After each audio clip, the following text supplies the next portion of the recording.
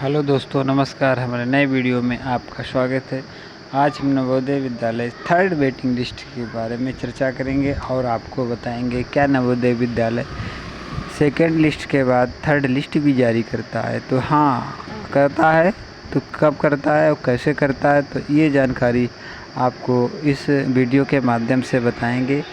जिन ज़िलों में अभी सेकंड वेटिंग लिस्ट आ चुकी है और को बच्चे फिर भी इंतज़ार अभी करें, क्योंकि थर्ड वेटिंग लिस्ट भी आ सकती है। कभी कभी क्या होता है कि सेकंड वेटिंग लिस्ट में जारी किए गए बच्चे यदि किसी कारणवश एडमिशन नहीं ले पाते हैं और सीटें खाली रह जाती हैं, तब Navodaya Vidyalaya third waiting list भी जारी करता है।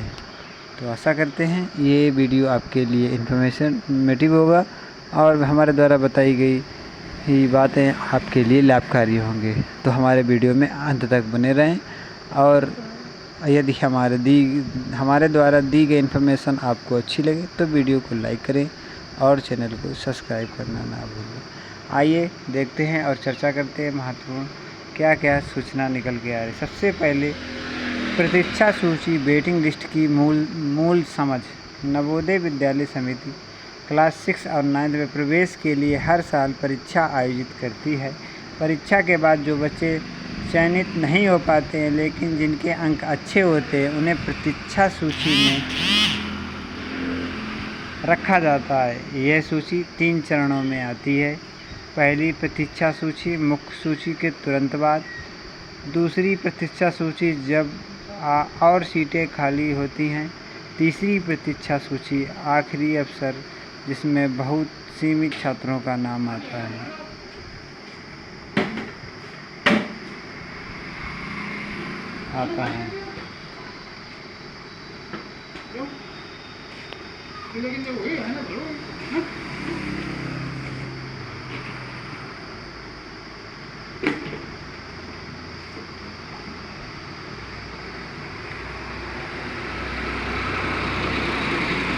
अब सवाल है कि तीसरी प्रतीक्षा सूची में आने के लिए बच्चा किन मापदंडों को पूरा करता है। नवोदय थर्ड वेटिंग लिस्ट 2025 के लिए योग्यता क्या है। तीसरी प्रतीक्षा सूची के लिए कोई अलग से फॉर्म या आवेदन प्रक्रिया नहीं होती है। यह पूरी तरह उसी परीक्षा और मेरिट पर आधारित होती है जो आपने पहले दी थी, लेकिन फिर भी कुछ मुख्य योग्यताएं और शर्तें होती हैं जिन पर आधारित होकर किसी बच्चे को तीसरी सूची में जगह मिल सकती है। प्रवेश परीक्षा उत्तीर्ण होना अनिवार्य है। बच्चा केवल तभी प्रतीक्षा सूची में शामिल हो सकता है जब उनसे नवोदय कक्षा 6 प्रवेश परीक्षा 2025 में भाग लिया हो और पासिंग मार्क से ऊपर अंक प्राप्त किए हों। सूची में नाम नहीं आया हो। तीसरी प्रतीक्षा सूची उन्हीं बच्चों के लिए होती है जिनका नाम मुख्य सूची और पहली व दूसरी प्रतीक्षा सूची में नहीं आया हो। अगर आपका नाम पहले ही किसी सूची में आ गया और आपने दाखिला नहीं लिया तो आमतौर पर तीसरी सूची में आपका दोबारा मौका नहीं मिलेगा। प्रशासनिक रिकॉर्ड में नाम प्रतीक्षा सूची में होना चाहिए। NVS हर ज़िले के लिए प्रतीक्षा सूची रिकॉर्ड बनाता है जिसमें उन सभी छात्रों का विवरण होता है जो कट ऑफ के ठीक नीचे है। यदि आपका नाम उस इंटरनल वेटिंग लिस्ट में शामिल है तो तीसरी लिस्ट में नाम आने की संभावना होती है। खाली सीटों की उपलब्धता। तीसरी प्रतीक्षा सूची तभी आती है जब किसी ज़िले में अभी भी सीटें खाली हो।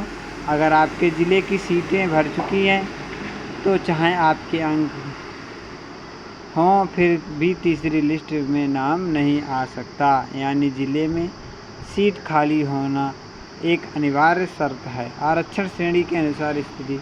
नवोदय विद्यालय में सीटें अलग अलग श्रेणियों में बटी होती हैं। सामान्य, अनुसूचित जाति, अनुसूचित जनजाति, अन्य पिछड़ा वर्ग, बालिका, ग्रामीण क्षेत्र। यदि किसी विशेष श्रेणी में सीटें खाली हैं और आप उस श्रेणी में आते हैं तो आपको तीसरी प्रतीक्षा सूची में चुने जाने की संभावना बढ़ जाती है। दस्तावेज की पूर्णता।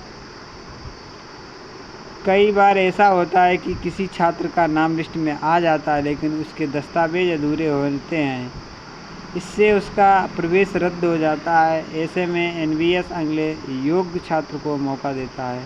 यदि आपके सभी प्रमाण पत्र और दस्तावेज पूरे हैं तो आप ऐसी स्थिति में चयन के लिए पात्र माने जाएंगे। उम्र और शिक्षा की योग्यता। तीसरी सूची के लिए भी वही उम्र और शिक्षा संबंधी नियम लागू होते हैं जो प्रवेश परीक्षा के समय थे। जन्म तिथि 1 मई 2013 से 30 अप्रैल 2015 के बीच होनी चाहिए। सामान्यतः कक्षा 6 के लिए बच्चा किसी मान्यता प्राप्त स्कूल से कक्षा 5 पास कर चुका हो। ग्रामीण कोटे के लिए पिछले 3 वर्षों में अधिकतम समय गांव के स्कूल में पढ़ा हो। यदि यह योग्यता पूरी नहीं है तो भले ही अंक अच्छे हों, चयन नहीं होगा। स्थानिक विद्यालय स्तर की रिपोर्ट। तीसरी प्रतीक्षा सूची का चयन अक्सर जिले के नवोदय विद्यालय प्रशासन के स्तर पर होता है। वे ये देखते हैं कि कितनी सीटें खाली हैं, किन छात्रों ने अब तक दाखिला नहीं लिया है और वेटिंग लिस्ट में कौन पात्र है। इसलिए अगर आपने वेटिंग लिस्ट के बाद आपने निकटतम जेएनवीएस से संपर्क बनाए रखा और अपनी रुचि स्पष्ट की तो मौका मिलने की संभावना बढ़ जाती है। क्या थर्ड वेटिंग लिस्ट के लिए कोई अलग फॉर्म भरना होता है? नहीं, तीसरी सूची के लिए कोई अलग आवेदन या रजिस्ट्रेशन नहीं। आपको सिर्फ इतना करना होता है, परीक्षा अच्छी तरह लेना, दस्तावेज तैयार रखना, जेएनवी से संपर्क बनाए रखना। तीसरी प्रतीक्षा सूची में चयन के बाद क्या प्रक्रिया होती है? यदि आपका नाम तीसरी प्रतीक्षा सूची में आ जाता है तुरंत नीचे दिए गए कदम उठाने होते हैं। जेएनवी द्वारा भेजे गए कॉल लेटर या सूचना पत्र ध्यान दें। सभी आवश्यक दस्तावेज लेकर विद्यालय जाएं। दाखिला फार्म भरें और मेडिकल जांच कराएं। समय सीमा का पालन करें, देरी में से दाखिला नहीं होगा। यदि योग्यता पूरी करने के बाद भी नाम नहीं आए तो क्या करें? अगर आपसे सब कुछ सही, अंक भी अच्छे, फिर भी नाम नहीं आया तो चिंता ना करें, अगले वर्ष फिर से प्रयास करें। अन्य आवासीय क्षेत्र जैसे अटल आवास विद्यालय, सैनिक स्कूल, क्लब स्कूल की तैयारी करें। नवोदय.com पर जाकर टेस्ट के साथ अभ्यास जारी रखें। राज्य सरकार की छात्रवृत्ति योजना पर ध्यान दें। आशा करते हैं हमारे द्वारा बताई गई महत्वपूर्ण सूचना आपके लिए लाभकारी होगी।